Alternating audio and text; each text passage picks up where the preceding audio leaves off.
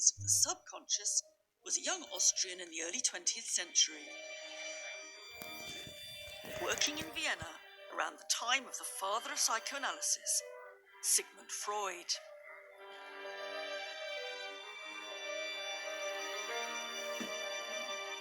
His name was Egon Schiele.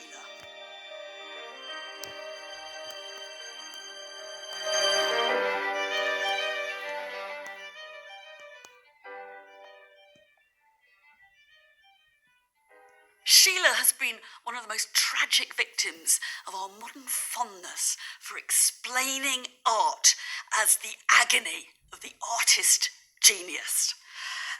And in his case, I guess it's easy to see why that's so. This self-portrait, for example, shows him slightly desiccated, truncated, in a kind of tortured pose with a fearful face. This really does look like pain inscribed in painting. There's also the sense that he was a genius who was unrecognised in his time. You know, he was shunned by the art world. Now, it's true that he didn't go down well everywhere, and even for my taste, there's a bit too much masturbation around here. And there are self-portraits by Schiele himself, where he is enthusiastically wanking. Really more important, I think, is a bigger intellectual argument that Schiele's trying to make about the naked body, how it's represented, and what it means. Schiele painted his own body again and again in an act of repeated self-reflection.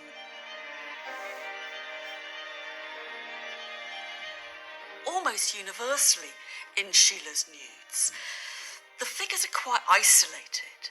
They're not part of a story, they're not part of a social world. We're meant to focus on them as body. And we're not particularly being asked to look at the face. That's not the giveaway.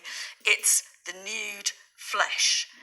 And here, for example, we have to puzzle about that hand, which actually looks like hand as penis. We don't actually know if Schiele had studied Freud, but the questions he's raising here are what, in general terms, we now call Freudian, and they're the kind of questions that artists have raised ever since. That's to say, his project is to make the interior exterior.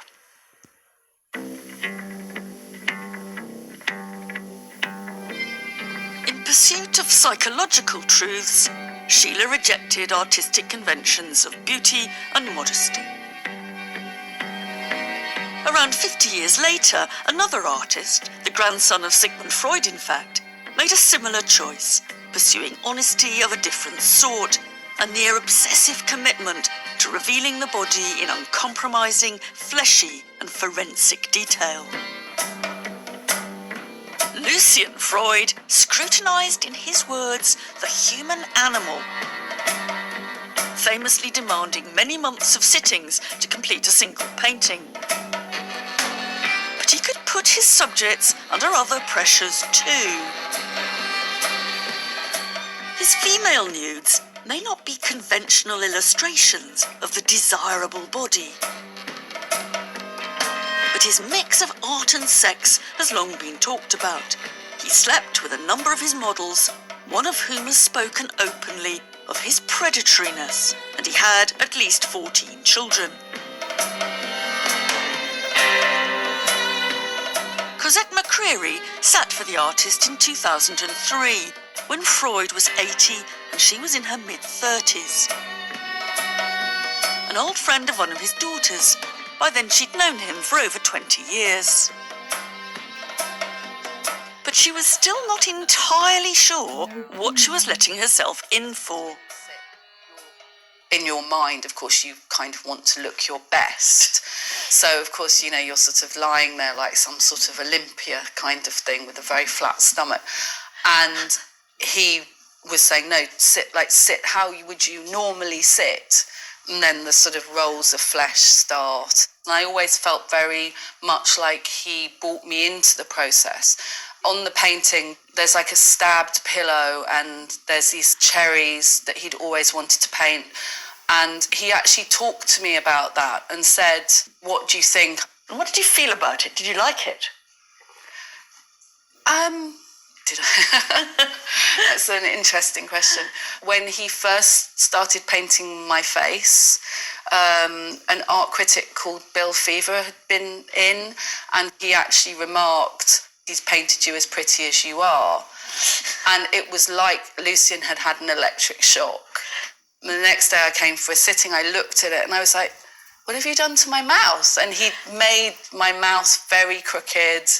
I have a slight slope on one eye and that had been exaggerated. And he just went, I only paint what I see. And I was like, oh, well, I see Sylvester Stallone, so.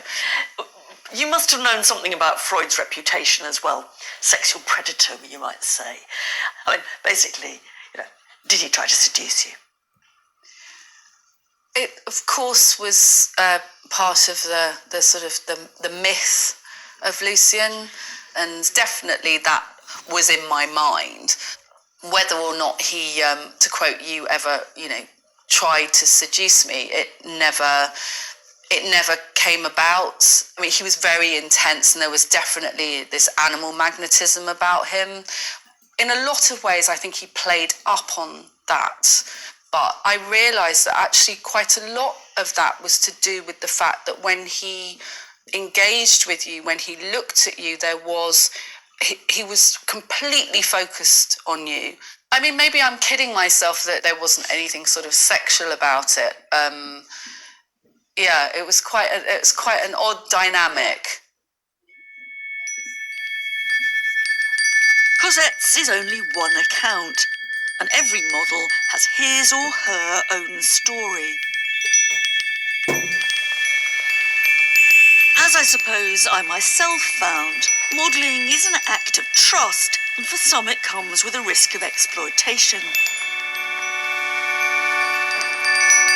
It's a concern magnified when the naked model is not an adult but a child.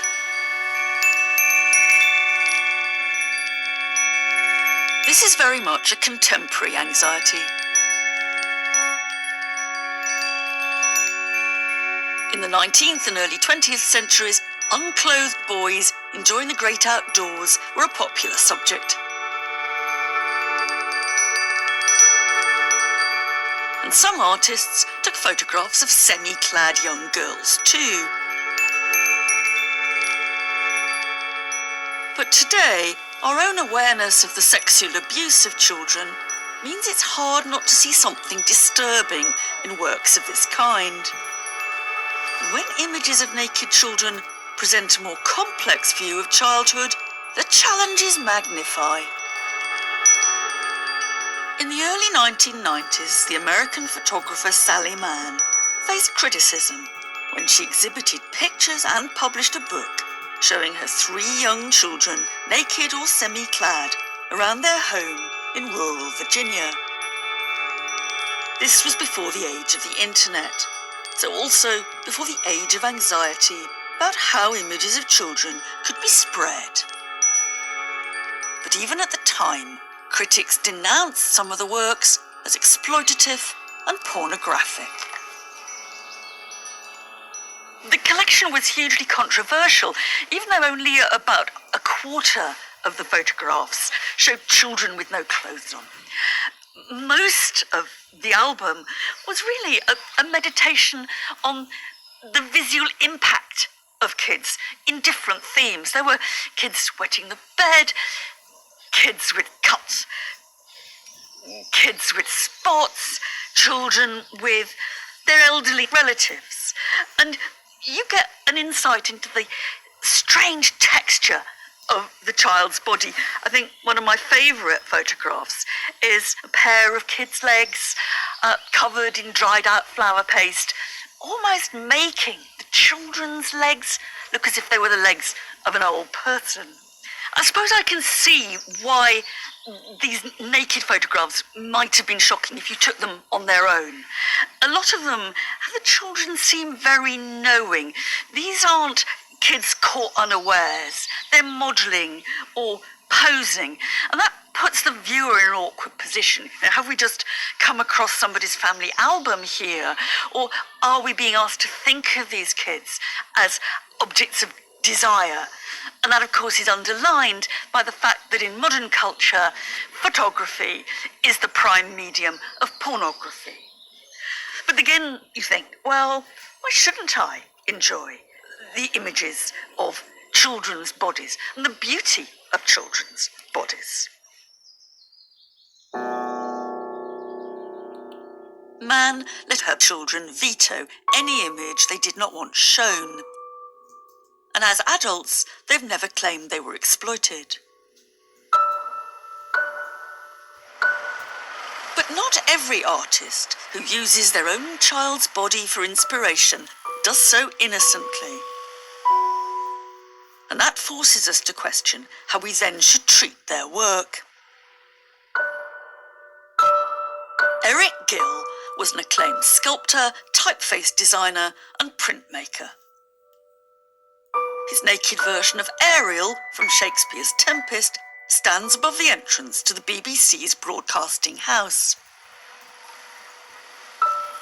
He was also a child abuser, raping his two daughters, Betty and Petra, when they were young teenagers. And for that reason, some people have argued his art should be removed from public view. In 2017, when Ditchling Museum of Art and Craft in Sussex, once home to Gill's artistic community, staged an exhibition of his work, they included engravings of Petra naked. And they openly addressed these issues, asking the question, can we separate the biography of an artist from the work they produced? The sculptor Kathy Pilkington, who co-curated the show, thought very, very hard about how to weigh up the abuse she deplored versus the art she admired. One of her ideas was to create a set of new works responding to a wooden doll Gill had once made for Petra. It's a very strange and potent object. It's quite ugly as a doll. I think it's recorded that Petra really didn't like the doll. And if I just turn it round, you can see it's got a very thick neck. And my immediate response to it was that it looked very like a penis, actually.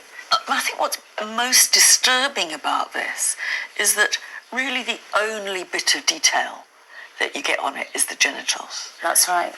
When I look at the engravings he did, what should I do, really, about my knowledge of his biography? Yeah, I think a lot of people have problems with these images because of the time that they were made, around the time that Gill was abusing Petra. And when he wrote about the abuse, it's as if he is conducting an experiment, like this sort of odd remove that he has as well. That's the chilling bit, I think. But when we were approaching the show, I was looking at it as a practitioner, as a sculptor, as a woman, as a mother, and taking all those things into consideration, but actually saying, when somebody projects onto this bathing image, look, she's turning away, she couldn't look him in the eye, I say, no, he was really interested in the hair, how the hair falls, and if there was a face on there, there would be too much information. He wanted to look formally at the beautiful hair. Do you think there's anything in there that you'd find unsettling? No, I really don't. No, I think they're beautiful images. You could think about Degas, Le Tub, couldn't you, when you look at this? And, I have a daughter and I have used her many times as my model. Right from when she was born, I've used her in my work and looked at her and been fascinated by her body, by her growth, by her form. And that is completely normal and natural for a sculptor. There are quite a lot of people who would say we simply should not show any of Gill's work now, that you don't display the work of a paedophile. So we would take this famous statue of Ariel down from the BBC building. Yeah, well, where do you begin and end once you start having those conversations? You know, once you start removing Gil's work, there's nowhere to go, is there? What could we be left with? Who stands morally pure? And why should an artist be morally pure for their work to be fantastic? Gil is an extreme and particularly awful example. But I think Pelkington is actually bravely facing some of the big dilemmas about art and morality and how we judge art from the past.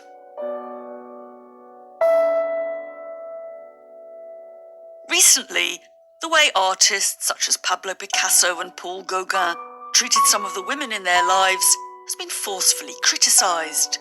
And by today's standards, Sheila's behaviour around young women probably crossed a line too.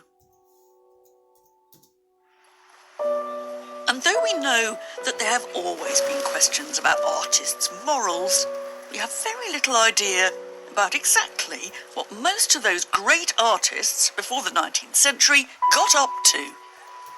There's a long history to these debates, and I'm pretty sure that anyone who claims to know what they think needs to think again.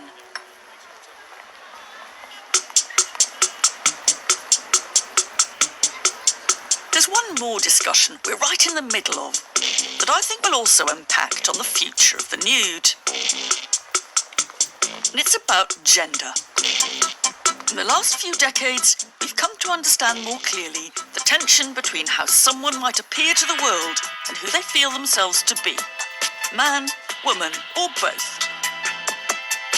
But these conversations are not as new as you might think.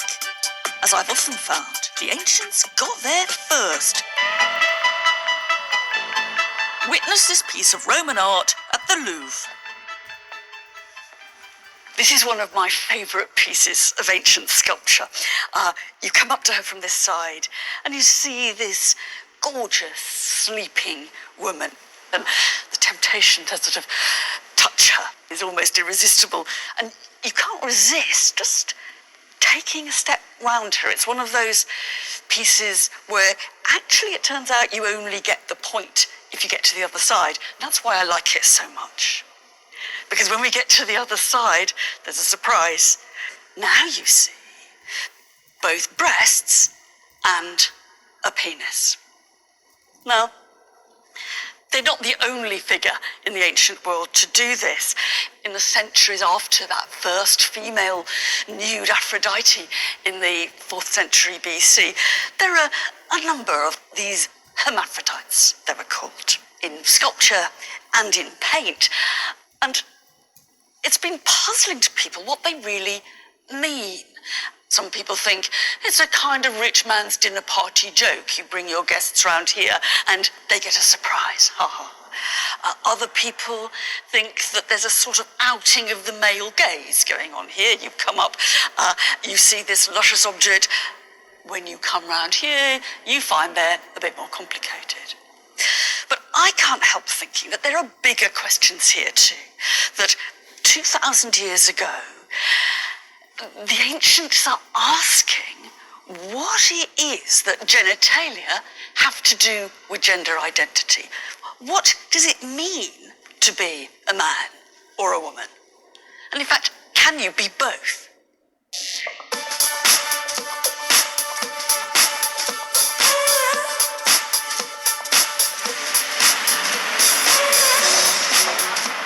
Those questions are still our questions, as more people identify as neither male nor female, but non-binary, or instead reject the gender they were assigned at birth and transition to a new one. And in a society moving to embrace a more fluid idea of gender and sexuality, art has a significant role to play.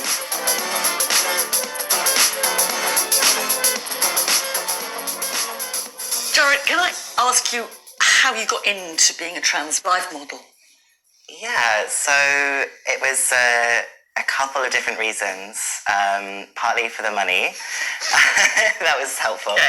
Partly because as an artist myself, I wanted to see what it was like from the model's experience to be drawn nude in a room full of clothed artists. And partly because I wanted to increase the diversity of the models available at the class. My first experience, I thought, you know, a lot of people there didn't necessarily know I was trans, so I was kind of expecting, as soon as the robe dropped, for them to scream or start shouting at me or start throwing questions at me or just, I don't know, I expected big drama. But really, nothing happened. You know, maybe some people were a little bit surprised, but then they started drawing and it was fine. Are you pleased with the impact it's had? I absolutely am, yeah. I've had people come up to me at the end of sessions and say to me, you know, that's the first time I've seen a trans body outside of porn. You know, I wonder how my attitude towards my transition would have been if my first experience was, you know, in a big gold frame in an art gallery. I feel that if art is meant to be a conversation with the world around us and with society and with humanity, if it's not representing the broad range of humanity that we have, it's not only boring, but it's a bit lazy.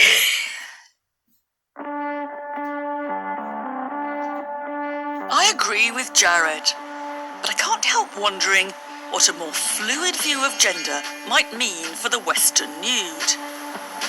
After all, despite the classical hermaphrodite, it's almost always relied on a binary idea of male and female.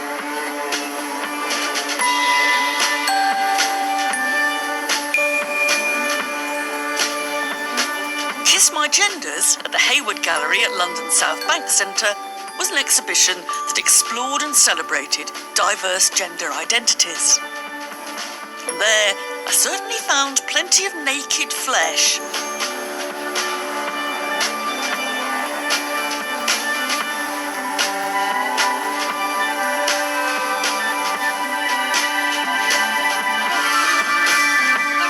I love to create images around the black male body that's also very gentle and intimate and soft, because I think that lots of the images that I see around of the black male body are fear and threat, aggressiveness.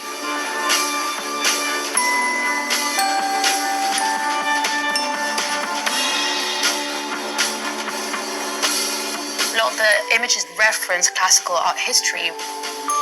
Vaginal Davis is inspired by Hans Holbein with the primary colour backdrop, but you have this figure who's coquettish, but with the kind of lime green merkin, which sort of challenges the traditional fig leaf.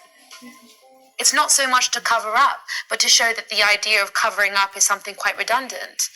It doesn't really matter what your biological makeup is. Do you think you can ever look at the traditional nude with its very clear apparent certainties about gender in most cases? Do you think you can ever look at it in the same way? I mean, you have unseated it in a way, haven't you? For me, I love a lot of what you call Western art. Yeah. And there will never be a clean cut. No. And there shouldn't be neither. So hence, actually, it's kind of how you constantly steal from that great history.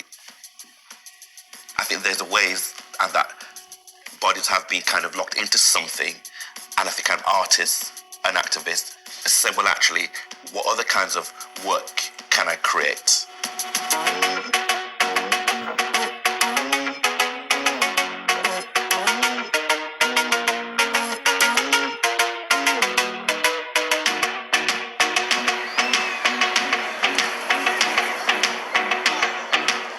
The nude is nowhere near dead yet.